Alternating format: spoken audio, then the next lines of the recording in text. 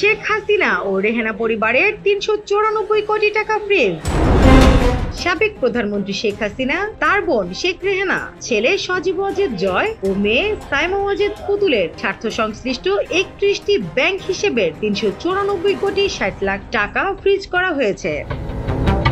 মঙ্গলবার ১৮ মার্চ দুদকের উপপরিচালক ও এ সংক্রান্ত অভিযোগের অনুসন্ধান কর্মকর্তা মনিরুল ইসলামের আবেদনের প্রেক্ষিতে ঢাকার মেট্রোপলিটন সিনিয়র স্পেশাল জজ জাকির হোসেন গালিবের আদালত এসব অর্থ ফ্রিজের আদেশ দেন।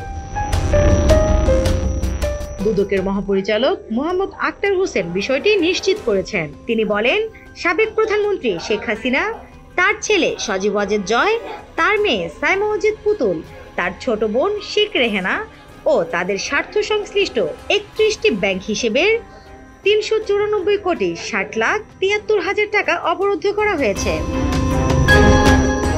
নিউজ ডেস্ক, দৈনিক নতুন সময়, ঢাকা।